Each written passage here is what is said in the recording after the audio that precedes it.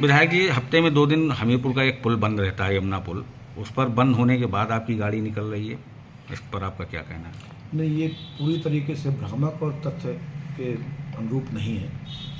पुल बंद होने की प्रक्रिया में था। मेरे बीमार भाई को मेरे परिजन लेकर के वहाँ से जा रहे थे।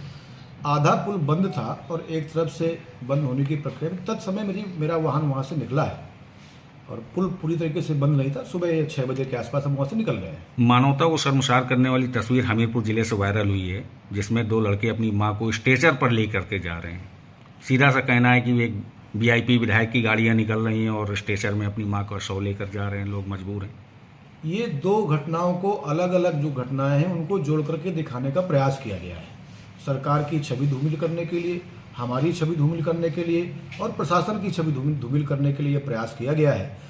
जो दूसरी घटना है वो दोपहर के आसपास की है, जिस समय पुल पूरी तरीके से बंद था। उस समय मुझे लगता नहीं है कि जो वहाँ पर बोल्डर रखे जाते हैं उनको हटाने के लिए वहाँ मशीनरी रहती है या नहीं रहती है, मुझे इसका संज्ञान नहीं है। लेकिन जब पुल 6 से 7 के बीच में पूर्ण रूप से बंद हो जाता है तो वो भारी भारी जो बोल्डर है उनको हटाने के लिए क्या व्यवस्था होती है मुझे जानकारी नहीं है। तो ये 2 घटनाओं को मिला करके दिखाया गया है और मुझे लगता है कि ये दुर्भाग्यपूर्ण है। समाजवादी पार्टी ने भी हमला किया है बीजेपी पर कि भाजपा सरकार में जनता बेबस और मजबूर है, विधायक की गाड़ी फर्राटा भर रही है। समाजवादी पार्टी के नेता और उनका परिवार छटपटाहट में है कि किस तरीके से हमें सत्ता मिले, किस तरीके से हमें फिर से लूट करने को मिले, किस तरीके से प्रदेश को अराजकता के माहौल में झोंकने को मिले। इसलिए तथ्य विहीन चीज़ों को लेकर के वो पब्लिक के सामने ले जाने का काम कर रही है। अभी आपको याद होगा कि फतेहपुर की एक घटना को समाजवादी पार्टी के नेता ने ट्वीट किया था। वहाँ पर ये ट्वीट उन्होंने किया था कि मुख्यमंत्री जी के स्वजाति बंधुओं ने दलितों के साथ अन्याय अत्याचार किया, उनको मारा पीटा।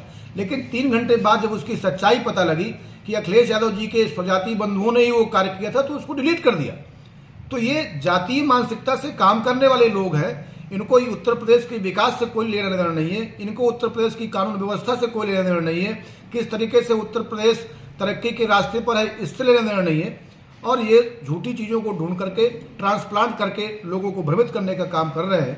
तो ये पब्लिक जान चुकी है, ये दोबारा आने वाले नहीं है। विधायक जी, कहीं ना कहीं मानवता को शर्मसार हुई है, स्टेशन पर शव लेकर जा रहे हैं, क्या शव वाहन निकलने की जो अनुमति नहीं हो सकती? मेरी संवेदनाएं हैं, लेकिन आपको तथ्यों को समझना चाहिए कि लगातार जिला प्रशासन प्रचारित प्रसारित कर रहा है कि ये पुल, चूँकि पुल जर्जर है और उसको बनाया जाना अति आवश्यक है, नहीं बड़ी दुर्घटना कभी भी हो सकती है, तो बंद करके ही वो काम किया जाना संभव था। इस वजह से जिला प्रशासन ने उसको बंद कर रखा होगा।